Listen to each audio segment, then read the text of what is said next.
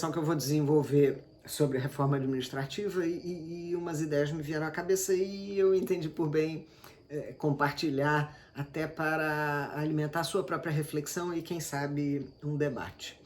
O que me veio à cabeça foi uma passagem em que o Roberto Gargarella, que é um cientista político argentino muito interessante, tem uns trabalhos no campo do direito constitucional, e Gargarella, referindo a outro autor argentino, se pergunta qual o drama que a Constituição argentina pretendia responder. E aí, portanto, fiz a transposição da pergunta para pensar qual o drama que esta proposta de reforma administrativa pretenderia responder. E essa pergunta é uma pergunta básica, porque só poderemos formular qualquer juízo em relação à adequação ou inadequação da proposta se a gente souber qual é o problema que ela está querendo resolver. E aí, assim, fico me perguntando se as dificuldades postas em relação ao modelo de administração pública que a gente tem hoje são dificuldades que repousem exclusivamente na perspectiva do direito, na perspectiva jurídica. O que se aponta em relação à administração pública que estaria a merecer mudança? Diz lá a justificativa da proposição que a gente tem ainda um modelo de administração pouco ágil, pouco aberto à inovação, tanto que se propõe inclusive um princípio jurídico da inovação, né? Mas pouco ágil, pouco aberto à inovação, que não reconhece diferenças naturais existentes dentro da administração pública. Todas essas são vicissitudes apontadas que estariam a justificar a proposta. E aí, na verdade, eu tenho me indagado se essas vicissitudes elas repousam ou são passíveis de correção exclusivamente na perspectiva do direito.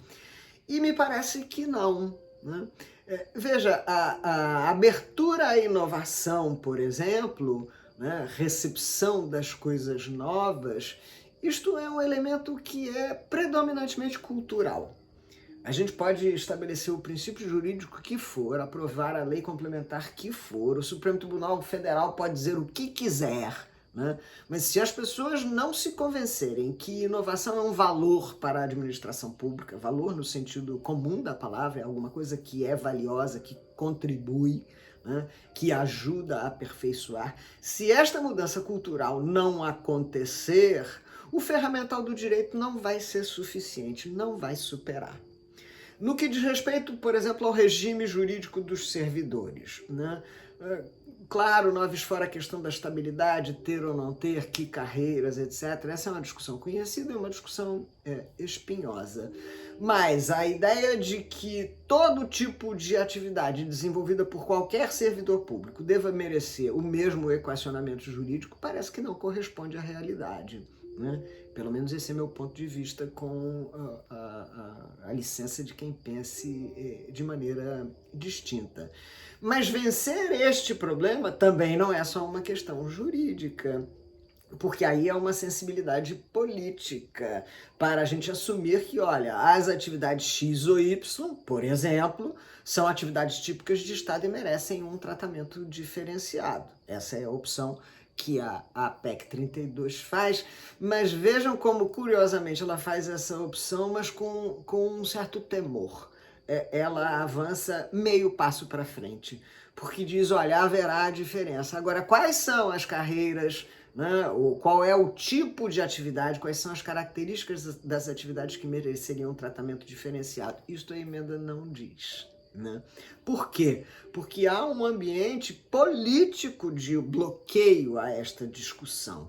Então, acho que o meu ponto principal nessa intervenção aqui que estou desenvolvendo com vocês é mostrar que a Constituição, é claro, ela é um instrumento jurídico que orienta intervenções na realidade, mas ela não é suficiente para empreender a transformação.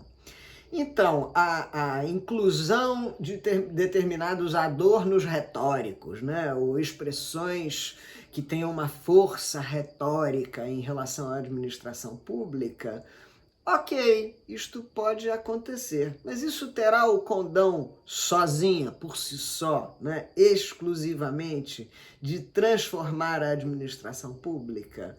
Creio que não. E aí o que a gente pode ter é, e vou usar uma expressão que não é minha, uma expressão que é do professor Paulo Modesto, né? O que a gente pode ter é uma emenda placebo, é uma emenda que se apresenta com um discurso de mudança, de transformação, de marco de transformação da nova administração pública, mas que, na verdade, não gerará efeito concreto nenhum.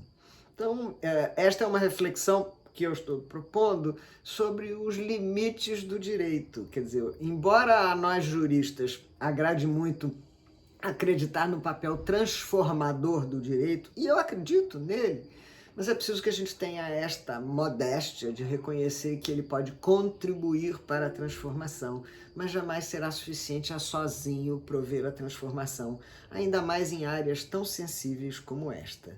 Então essa é a minha reflexão que eu estou trazendo aqui para dividir a vocês, convidando para assistir os vídeos que serão postados aqui no canal, que traduzem duas intervenções que eu vou desenvolver no tema da reforma administrativa amanhã, no dia 16 de outubro. Uma sobre reforma administrativa e suas relações com a advocacia de Estado e outra sobre reforma administrativa em geral. Nos vemos então nos próximos vídeos. Só um recadinho adicional. Se você gostou desse comentário, se você acha que ele te ajuda, se você quer voltar ao canal, não esqueça de assinar, né? Tem aqui um vermelhinho escrito subscribe, né?